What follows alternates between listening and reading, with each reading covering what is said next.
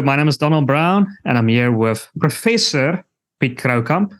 Piet Croucamp is a political analyst and a lecturer at Northwest University. Piet, so we recently heard that the United States has accused South Africa of supplying ammunition to Russia. And we've already seen Iran dropping substantially. What do you think is the impact of this? What is your analysis of this? Well, the value of currencies, depending on the news, can swing from the rather extremes. And I think the rand has recovered slightly. It was around about more than 19 to the dollar this afternoon too. So I think that it's recovering slightly. But I think the message has been clear, and that is that there are consequences for straying and for ignoring or in some other way not taking responsibility for the history of good relationships that we had. If you take the United States of America, there's close to 700 American companies in South Africa. We don't want to disappoint them. We don't want to put the American government in a position where they have to tell these companies that the free pass that you have into the American market with vehicles and agricultural products, you don't have that anymore, and you can stay in the jurisdiction where you are, but it might not make financial sense to you. So I think the message was rather specific and clear that these things will have consequences. Whether South Africa necessarily will act responsibly, we don't know. The chief of the army spent some time tonight as we speak in Moscow, and the Ministry of Defense and the Moscow. The government in Moscow has got very different versions about what exactly he's doing there. But these things have consequences, and I think it's been overtaken by other events. We probably can talk about that a little bit later, and that was the probability of South Africa, together with a number of other countries, playing a sort of a mediating role in the war between Ukraine and Russia. One of the prerequisites for such a role, of course, would be impartiality. If you have association or political addiction to one side of that conflict, it's going to be hard to be an impartial mediator. So, yeah, lots of things, lots of variables, lots of changes, lots of uncertainties. But yes, that's where we are. Interesting. And so a lot of people are saying, for example, in the 2024 election, with the ANC now dropping and polling below 50%, we're increasingly seeing a proxy war, essentially between the United States and Russia. Russia supporting the ANC, and the United States potentially supporting, or Europe's potentially supporting the Democratic Alliance. So do you see foreign power influence in the 2024 election, or is this just all rough? No, I don't think. The idea that the Americans support the DA is. I don't see any evidence for that. In fact, I don't think they meddle in South African politics thus far. I know that a delegation of the DA had visited America recently. I think it was more on a fundraising drive and perhaps seeking to have a measure of influence there. I know, for instance, that John Steenhuisen told American policymakers that if they punish South Africa, they will punish areas like provinces or business interests that is really trying to keep us afloat. So be careful what you do. So yeah, but you can't say that America necessarily support the DA. I think you can, however, say, and I think there's a history of that Russia will certainly support the ANC. Look, it's speculation. I think it's substantive speculation. I think it's justifiable speculation that some of these wealthy Russian oligarchs do sponsor the ANC because, I think Peter Bruce of the Business Day has said that just the other day they couldn't pay salaries, and now they comfortably pay it. I think salaries is not an issue at all, and there's really no indication that money came from within South Africa. They did get some sponsorship from Patrice Motsepe, amongst other people, but also Russian oligarchs who've paid some money into the ANC account, and I think that there's certainly some truth to it that the ANC in Russia has has an uncomfortably close and perhaps opportunistic relationship, which could be at the expense of South Africa. And how far do you see that relationship extending? So, for example, if the ANC were to lose in 2024 and they were unable to form a coalition, do you think the Russians would in any way help them via, for example, military might, or is that just a fantasy? No, it's nonsense. No.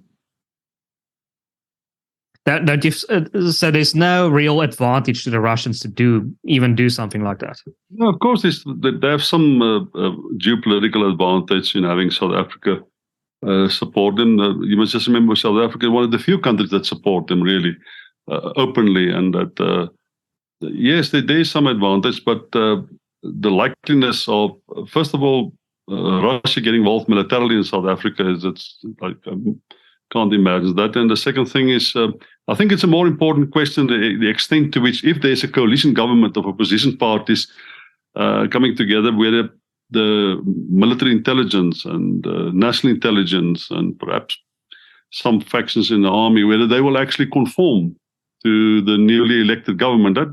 That's a good question, but to make the link between that and possible Russian support is, you can go there if you want to.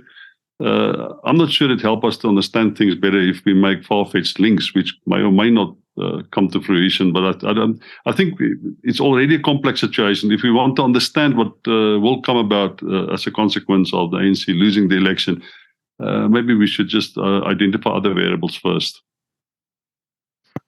And what do you think of Alan Winde that wants to arrest Vladimir Putin? Do you think that's perhaps a stunt of the Democratic Alliance, or what do you think of that? Well, you can call it a stunt, or you can call it a very, very important and significant PR exercise, to the extent that he has made it very clear that Vladimir Putin has been charged by the International Court of Justice, or, well, he's been accused of committing a human rights abuse by abducting children. And because that's exactly the charge. We seem to forget exactly why he's being charged, and that's for abducting children from Ukraine and transporting them to Russia. That, I think, is one of the reasons why you should be very careful before you support Vladimir Putin in this particular case. But I think it's an important point to make that there will be consequences for people who make war in irresponsible and in unjustified means and ways, and invade sovereign countries, and then make themselves guilty of the type of thing that we have last seen in the Second World War, abducting children from one country, transporting them like cattle to another country in a bus. I think it's a very, very valid point he made. It's not possible for him to execute Vladimir Putin. It will never happen. But the point has been made, and I think it's been bravely made, and I think he's one of the few leaders in South Africa that can make that point and get away with it, because people think that there's actually integrity in his views about what should happen, even if it's impossible to execute it. Well, I mean, integrity, some would say, very convenient, because it seems like Vladimir Putin only was destined to go to Durban, never to the Western Cape. So perhaps then... No, it's not a convenience. It's a very important point to make. Everybody in South Africa should say, I can't arrest him, but he should be arrested. And I think it's important that people in leadership positions should make that point very clear. Maybe you can't arrest him, but he should be arrested. And maybe he went a little bit too far to say, we will arrest him, or I will inform people that they need to now execute the arrest of Vladimir Putin. But it just makes the point so much stronger that it should be done. I have absolutely no problem with what he said. I think we could put it even stronger if you want to. Interesting. It's a war criminal. It's a war criminal abducting children. How much stronger can you put your dismay at what he's been doing? The last person that I felt exactly the same way about was George Bush, he was also a war criminal as far as I'm concerned. We shouldn't be pussyfoot around with war criminals. We should call them out for exactly what they're doing and what they are and what they're guilty of. So would you be in favor of arresting George Bush? That Alan Winde is also... Of course, yes. I think it's an atrocity that the International Human Rights Court never pointed out, never fingered him, never issued the same arrest warrant for him. You know how many people? You know how many millions of people died in wars that were started by the Americans? Yemen, Afghanistan, Iran, Iraq. It's not. You can't fathom the numbers. We're talking about massive numbers. Politicians should be called out for the death and destruction that they call. I think if you talk about that, if you think about South Africa, Thabo Mbeki, according to a very credible study done, I think, at Cambridge University, said that 340,000 people died as a consequence of his HIV/AIDS policies, most of them children, babies. That's murder.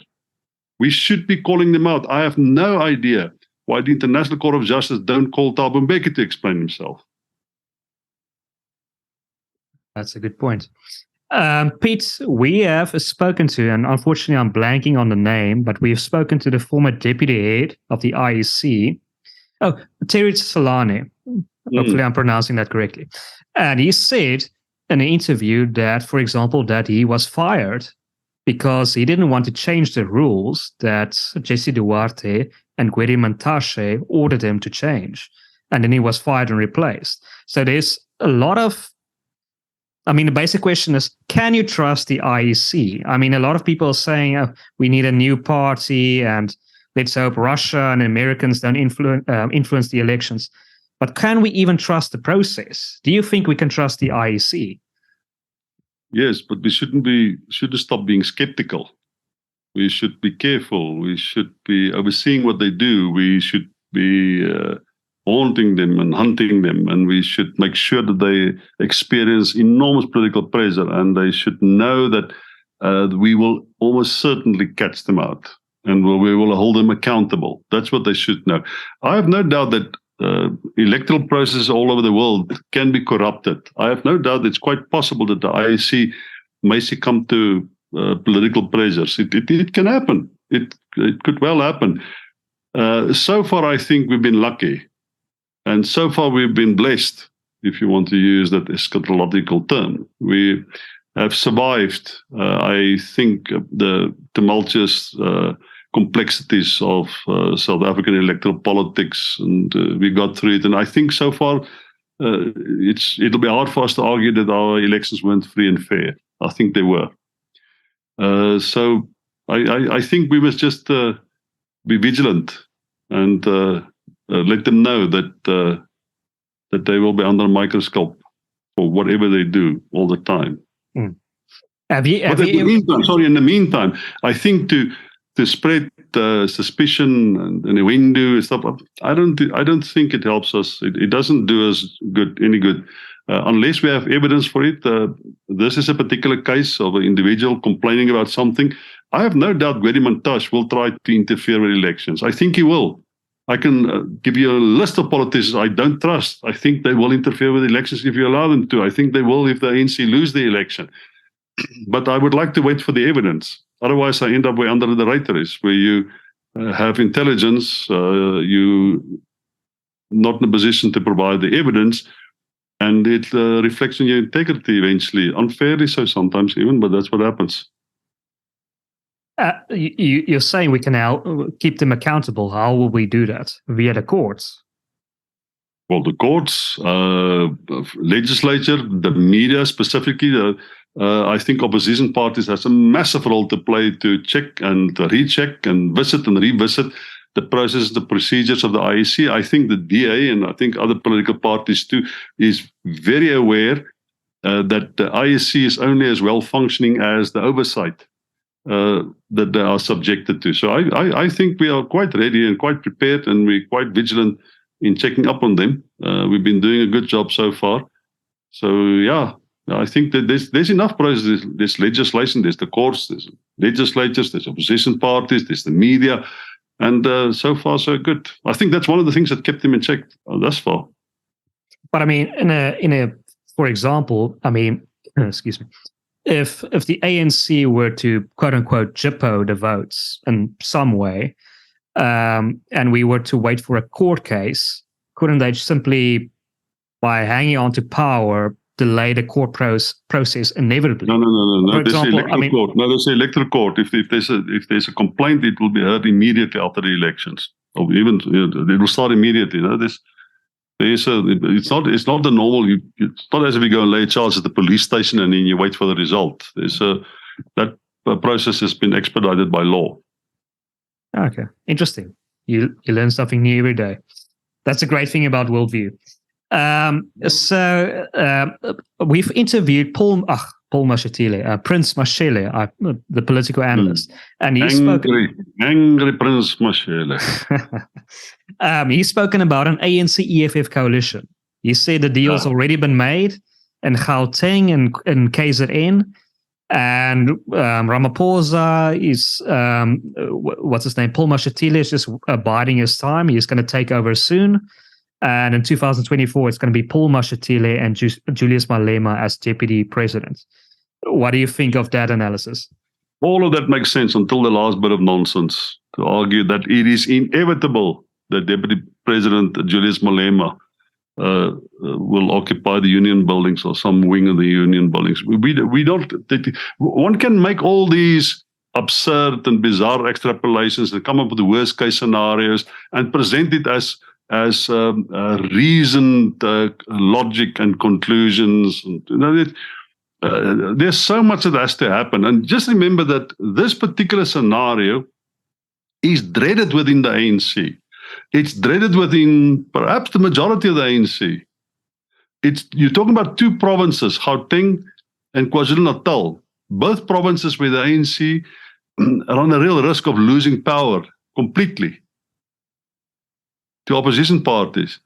So just put it into the context of what will naturally happen when those two provinces lose power.